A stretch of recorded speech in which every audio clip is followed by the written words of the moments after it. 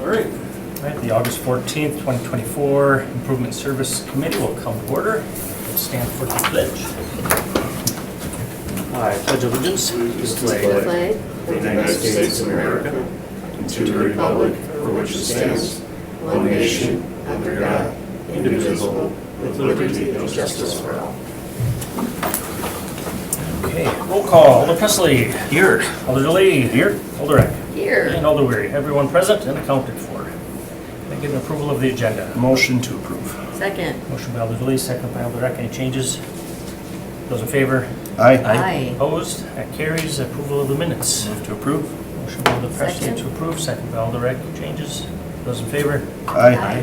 Opposed? That carries. Regular business, number 1, consideration with possible action on a request by Alder Jennifer Grant to extend deferred assessments for the following parcels until sold or developed.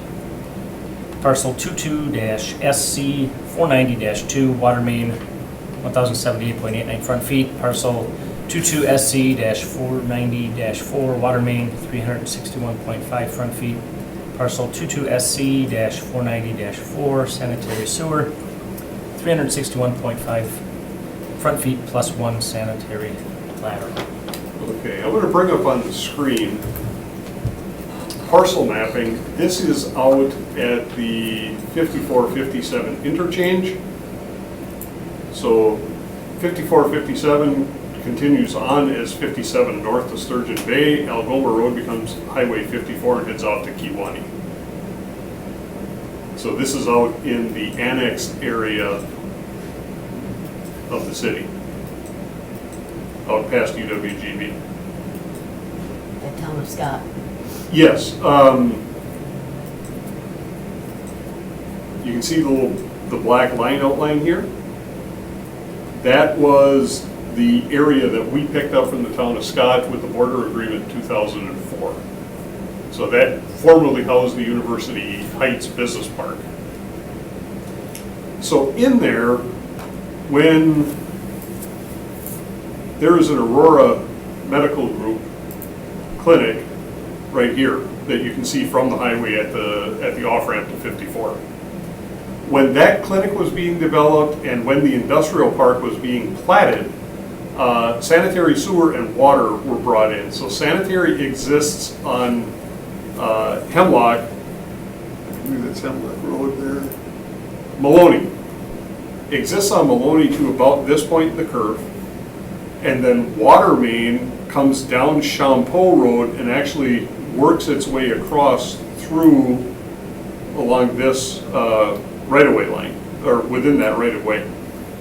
So at the time that happened, because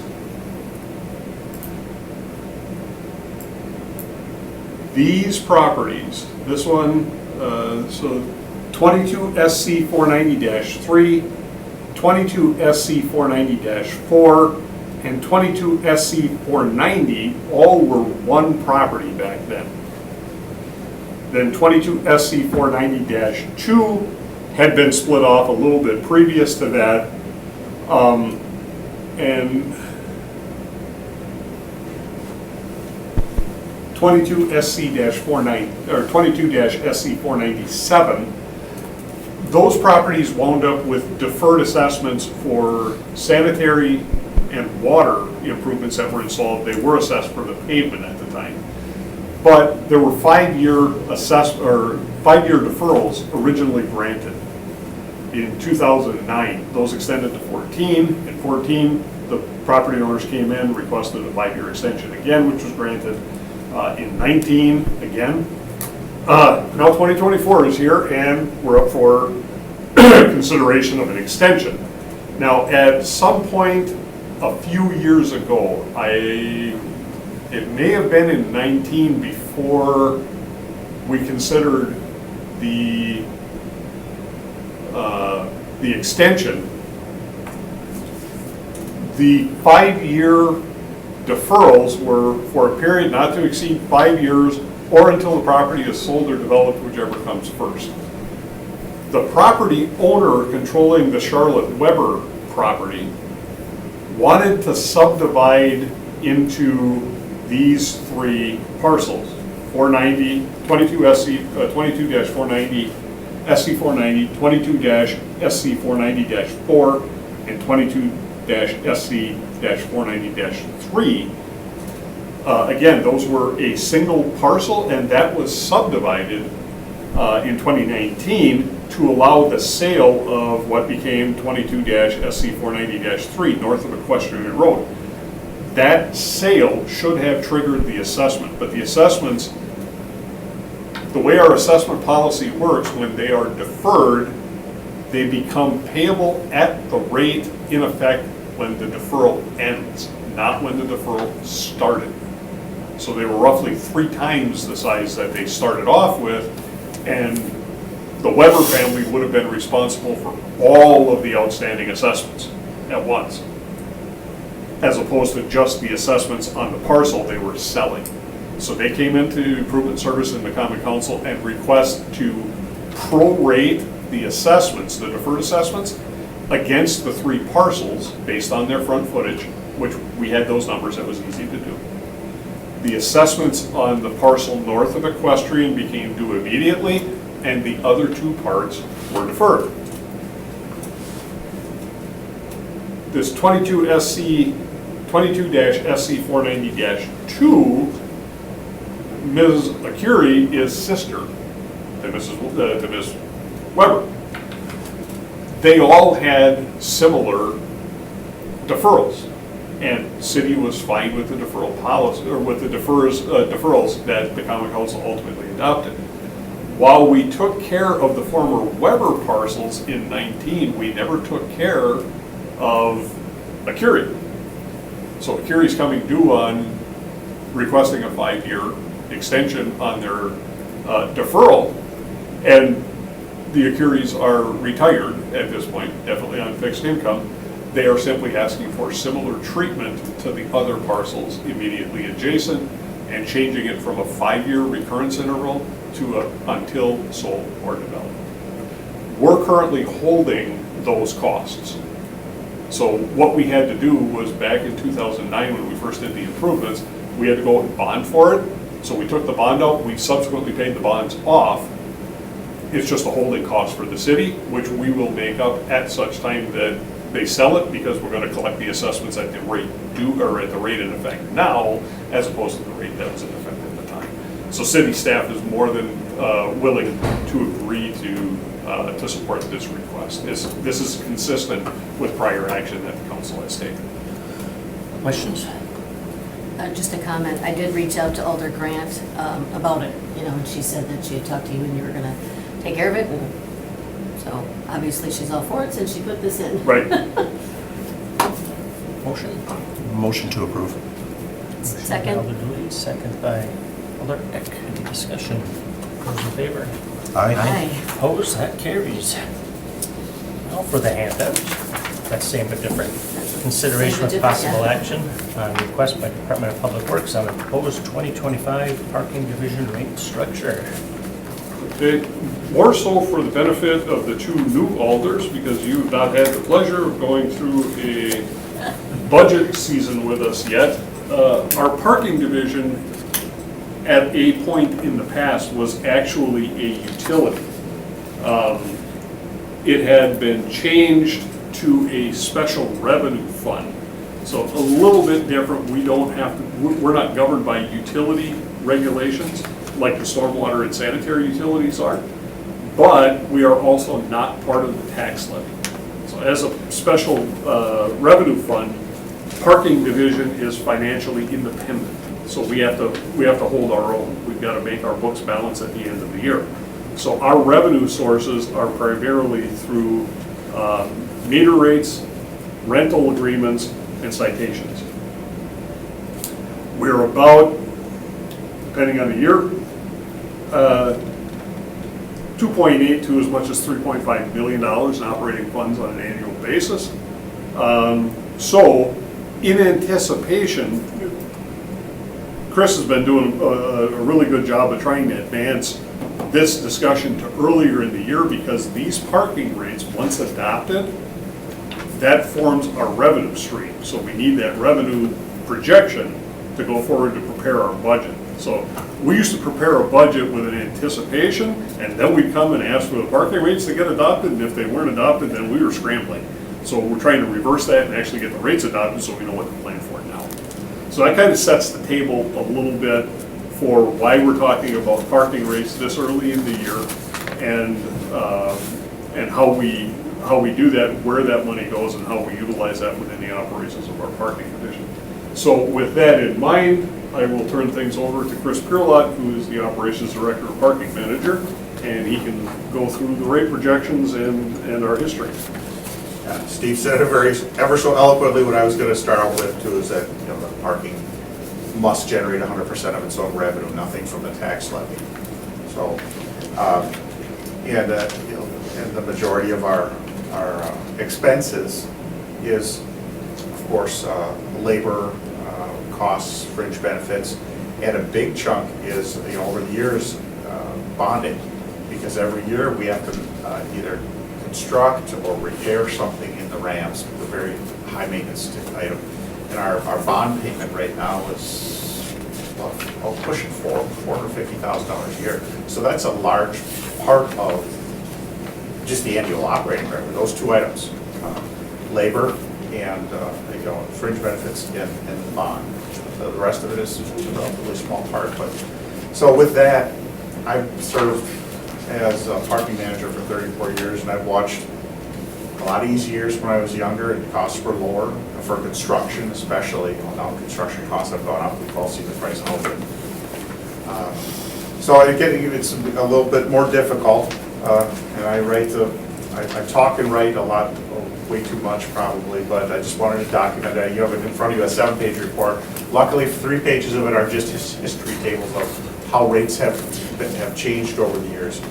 But if you would refer, I'll refer back to a little bit to the pages 1 through 3, but page 4 is the bread and butter of this report, which is the summary of 2025 parking rate recommendations.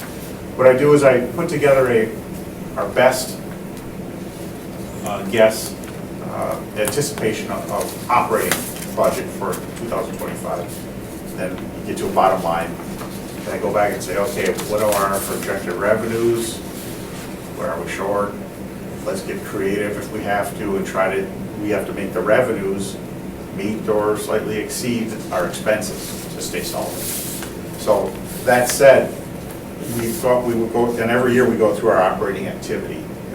Where are we? What are our trends? Where should we or could we increase revenue for parking to stay solvent? So, and you'll see on page 4, there's eight things that for a parking rate that make up the parking rate structure for parking division, and 2 of them are maintained. 7 and 8 are pretty straightforward. We established a $1 per hour parking ramp rate last year. That's would be unchanged, and the citation rates. We still get enough complaints from people that those citation rates are high, so we're not going to do anything with those for 2025. So 7 and 8 are just maintained. So any changes are 1 through 6, and I did like to take a couple minutes just to go through those. Like Steve said, the bread and butter really of the parking system is rental rates. And we try to keep them down. We know that we have a lot of parking patrons, but the cost of living adjustments have been going up, and hardware and construction maintenance costs have been going up.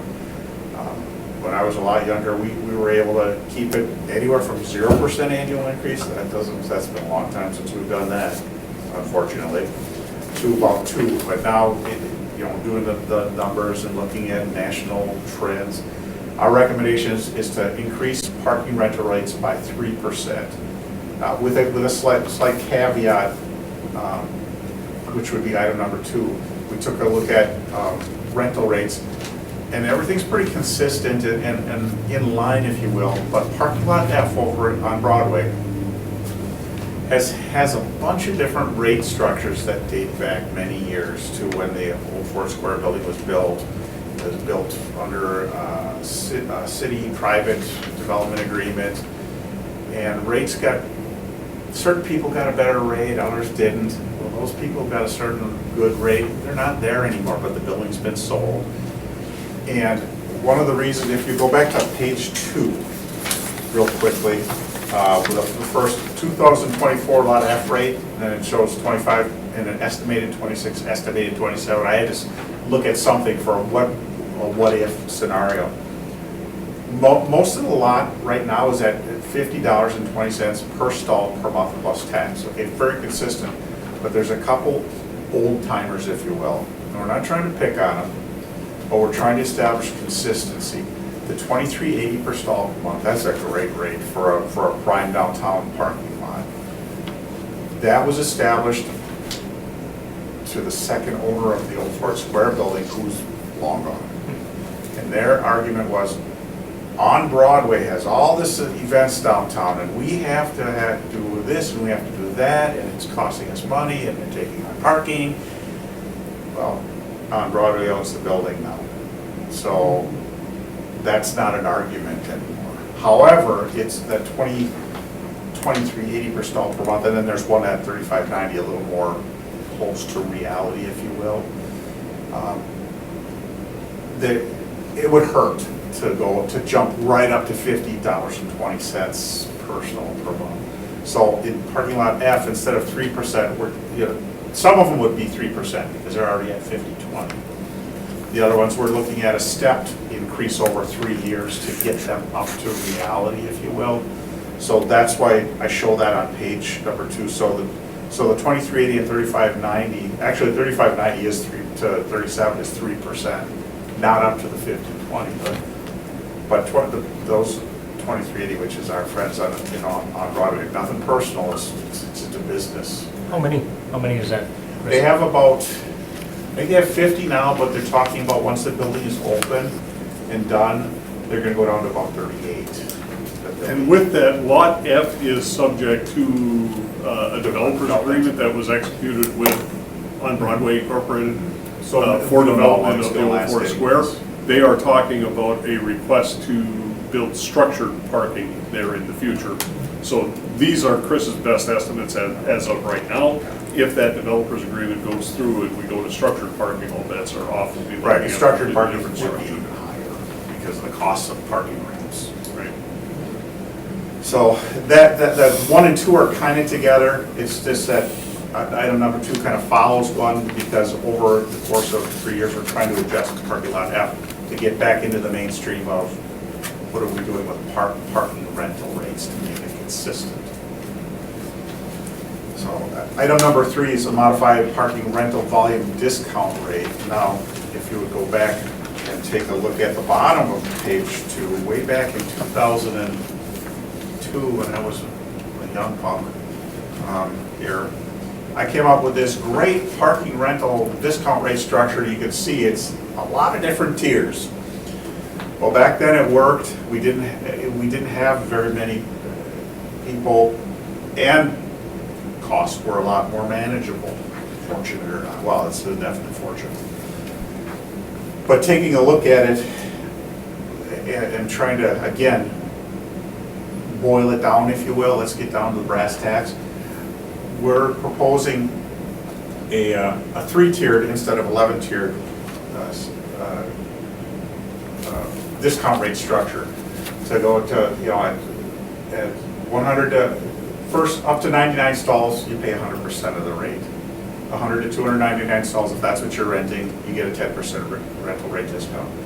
If you get between 3 and 499, you get 80% rate discount. And then we give a little more nudge for those over 500. Now, we only have one occupant right now who has over 500, and that's our good friends at Trevor Foods. However, they have a special development agreement that this doesn't really affect.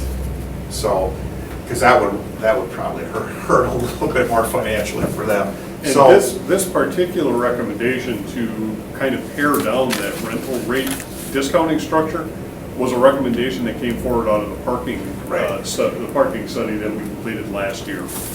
So this was recommended to us by our consultant as well. So the remaining, taking, discounting the over 500, which we, like I said, we only have the one, and they have a different rate structure per the development agreement. Others will adjust plus or minus maybe 5%. So they're all right in there, and it boils the rate structure down to something more, click, here it is, instead of, which one is it for today? They added 10, where's it bring them over the line? This is a little more manageable. So that's where that came from. It goes from just a 12-step process down to a 3-step process.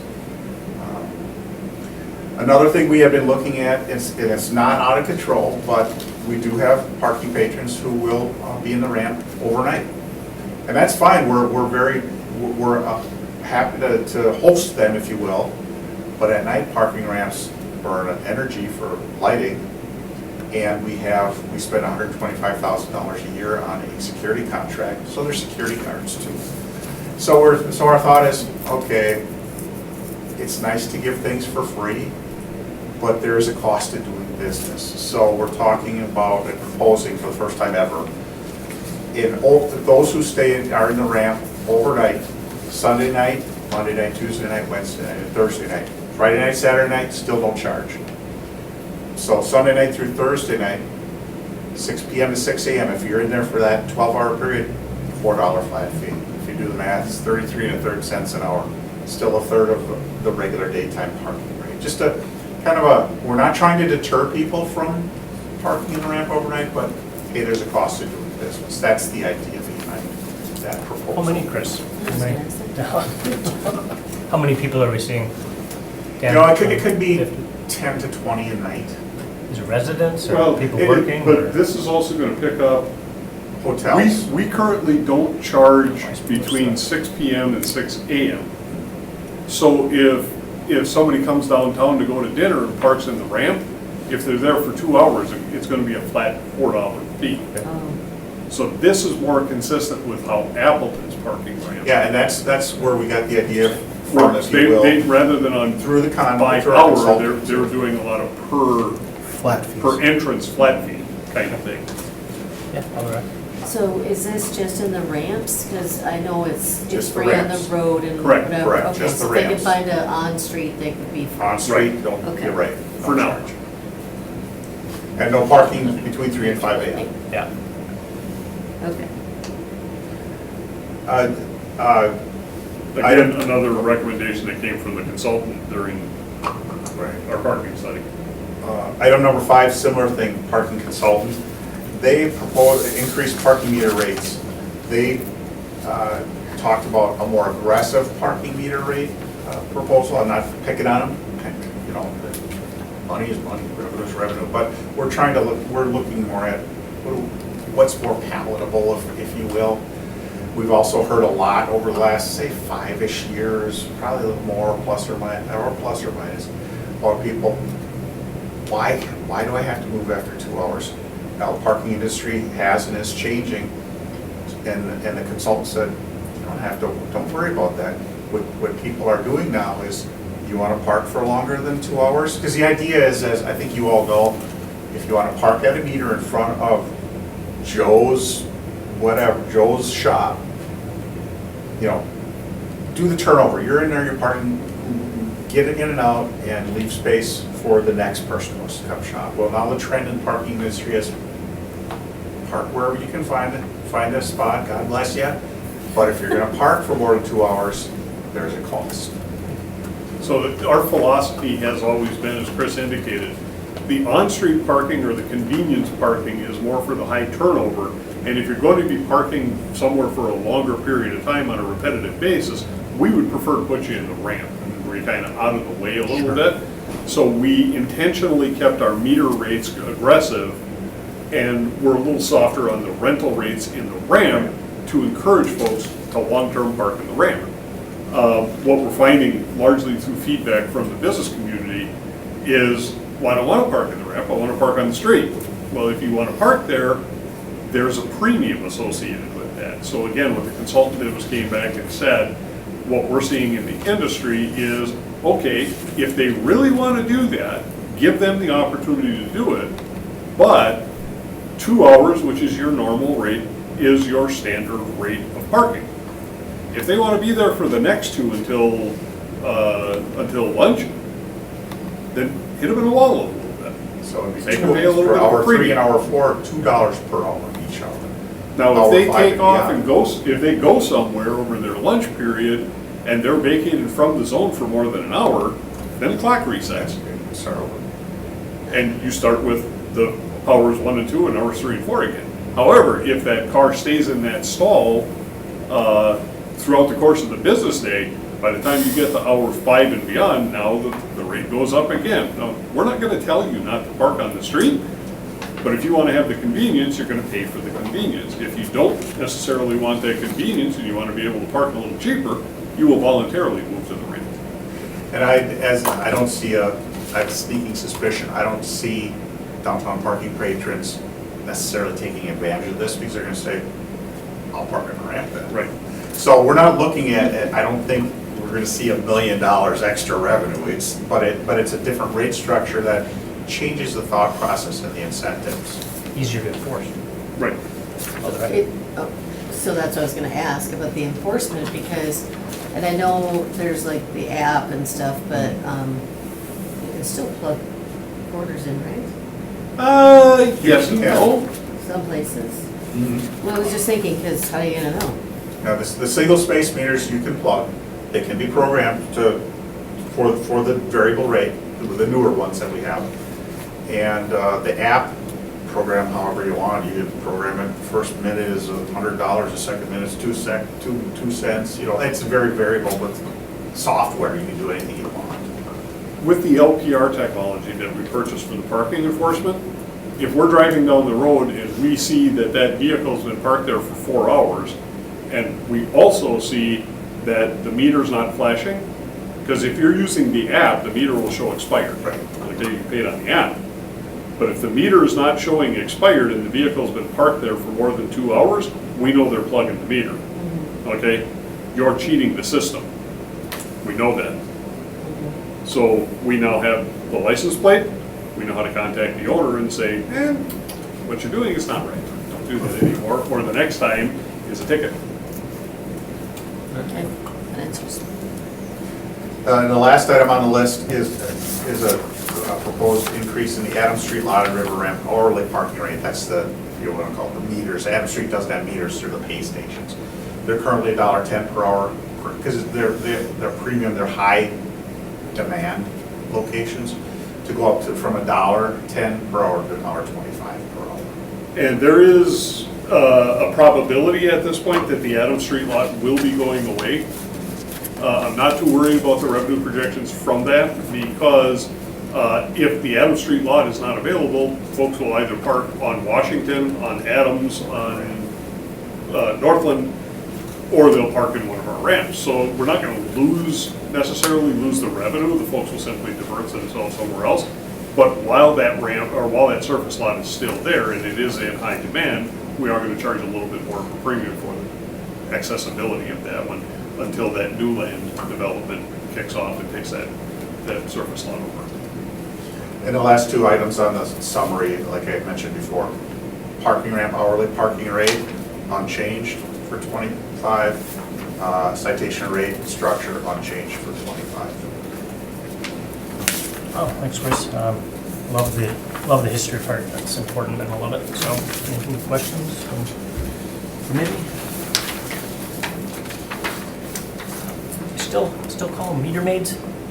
They're called Or am I parking wrong? enforcement officers Okay, now, I PEOs. don't know. Parking a enforcement. lot of people still call them meter maids. Yeah, they went from meter maids, that's what they were called in the Yep, 80s. yep, yep.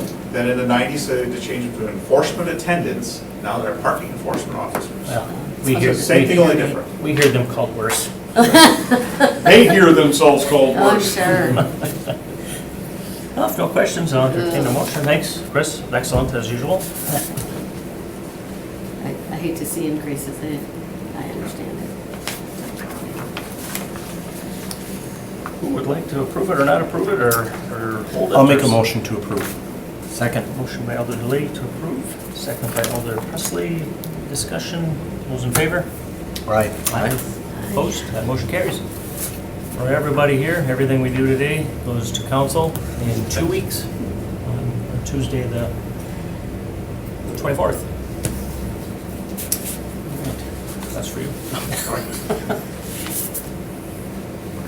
Number 3, consideration with possible action on a request by purchasing manager to award the pole portion of the 2024 traffic equipment contract to TAPCO in the amount of $440,475.73. Okay, the purchasing manager recently put a request for bids out for traffic equipment. And during that procurement process, none of our normal bidders bid on the poles, either the street lighting or traffic signal poles for replacement. TAPCO, which is one of our vendors that we've been using for a long time out of Milwaukee, came to us, I think, 2 days after the bid and said, oops, we missed the bid date. Unfortunately, we could not award to them on a late bid. That just sets bad precedent. But the purchasing manager was able to find our poles under a state procurement contract. It was very similar pricing.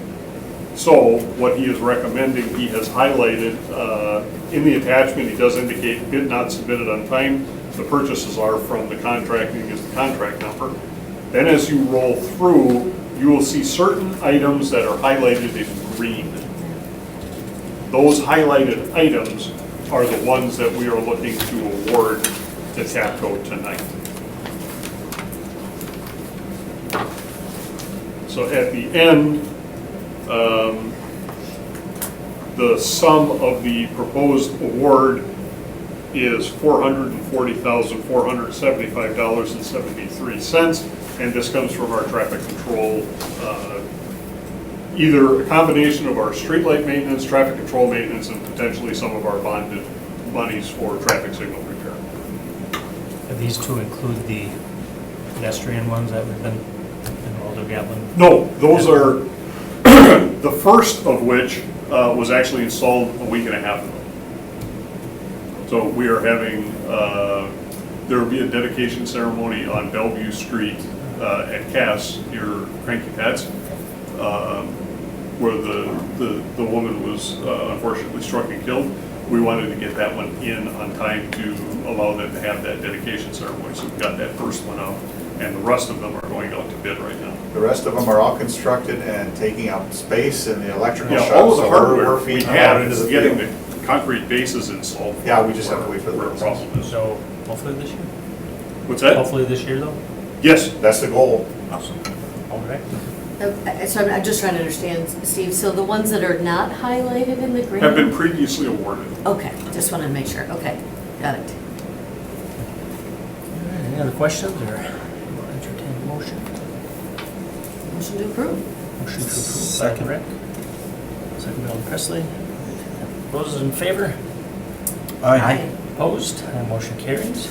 Number 4, consideration with possible action on request by Department of Public Works to approve a design services contract with Majeski and Masters for the design of the East Leaf, third phase of the hydraulic rehabilitation of the Rainichke Memorial Bridge in the amount of $213,160. So this is Thought I the was next kidding, we did phase see in it our, every next phase in our Every- ongoing saga of the mechanical or hydraulic system upgrades for the Rainichke Memorial Bridge. Again, just a quick background on this. Rather than doing everything all at once, staff broke it up into a number of smaller projects to make it more easily affordable over time. So we're in this next phase, phase 3 out of 4 on the hydraulic rehab. So we're just looking for approval for a design services contract with our consultant that we have been using through this project. Any questions? Motion? Move to approve. Move to approve. Alder Second. Presley, second by Alder Delay. Discussion, those in favor? Aye. Opposed? That carries. Number 5, consideration with possible action on a request by Department of Public Works to award the contract RFB 2024-23 traffic signals to the following vendors: General Traffic Equipment Corp. in the amount of $51,262, Mid-American Signal in the amount of $52,293, Mobile Trex LLC in the amount of $197,067.35, Traffic Control Corp. in the amount of $29,375, and Traffic Signal LLC in the amount of $39,250. There's There's an attached summary for the bids. So as we spoke about earlier with the poll order, purchasing department did take all of our traffic signal and street lighting needs and put that out under a request for bids. We had 5 vendors respond, and the vendors are allowed to quote on any, all, or none of the individual components. Then what the purchasing department does is compares line by line through each of the vendors and selects the vendor who is the lowest cost for each of the individual line items, and then sums up those components that will be awarded to each of the vendors. So again, as was the case with the poll order TAPCO, what you will see are highlighted in green the various subparts that are being awarded to each of the 5 vendors, and on the final page of the summary, you will see the total amount awarded to each of the 5 vendors, which corresponds with the values that that Alder Weary read in the item itself. Do they ever need to work together, like number 1 needs to wait for number 5 and then number 13? Or are they Yes. all individual? Okay. Yes. They all work together pretty good. Well- 5 different. Typically, when we let this out, our staff know what the longer lead time items are, and it's typically the polls. So polls are currently running 14 to 16 month Yeah, it's lead time. Used to be over So 2 years. we're putting together a parts list for a project that we're going to be doing next year. We're ordering the pieces now. Now, some of these things, like the poles and the appurtenant hardware that goes on those particular poles, will go together. But there's pedestrian push buttons and type 1 poles, which are for the pedestrian accommodations and things like that, that we can do that work now. So, but yes, it's just an inventory control, and by and large, the difference in delivery times is small enough. We don't have the whole project waiting on something, with the exception of the bigger traffic signals. Questions? Motion to approve. Motion to approve. Second. Second by Alder Dilly. Questions? Those in favor? Aye. Opposed? That carries. That brings us almost to the end of our exciting meeting, except for our director's report. And I actually don't have a report prepared for you tonight. Last night was a little bit busy, so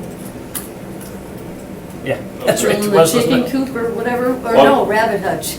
no, I was in Central Cout until Oh, never mind. I 1:30. was thinking you're. 1:30 or 11:30. Yeah, I ran into Lacey coming up and she said, I mean, she was up So late too. I suppose I can give you a heads up on one thing.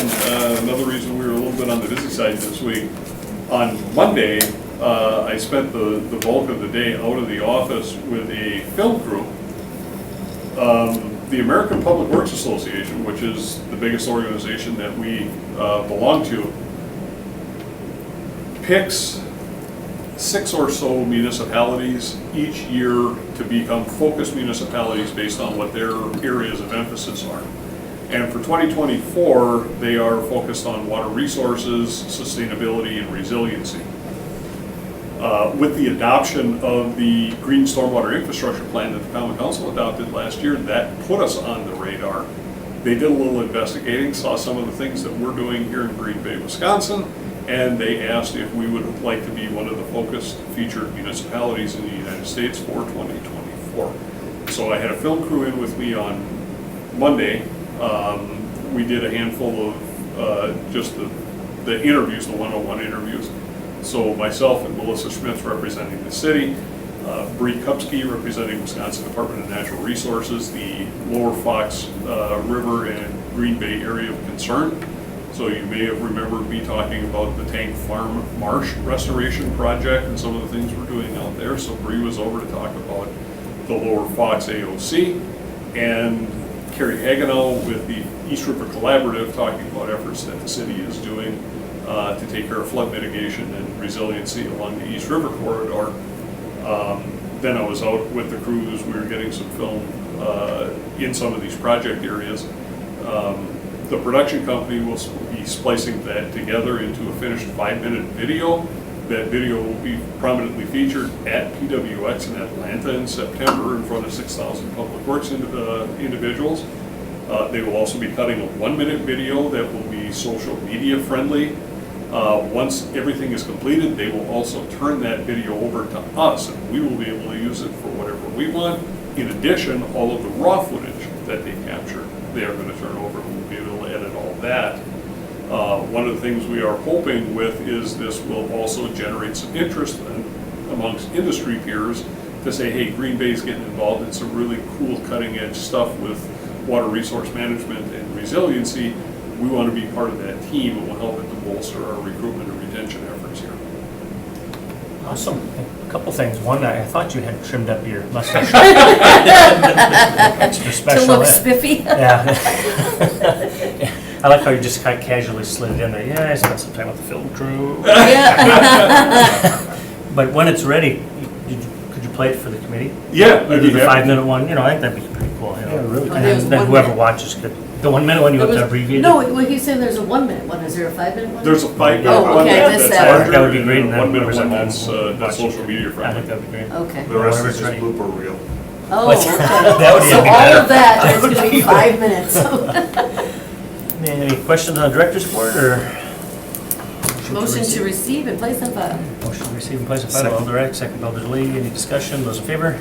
Aye. Opposed? Motion carried. All right, no public hearings. Let's see, Ooh. next meeting, September 11th. 9/11. All right. No Move public to adjourn. hearings. Move to adjourn. Alder Second. Presley, second by Alder Lee. Discussion, those in favor? Aye. Aye. Those opposed? Passes.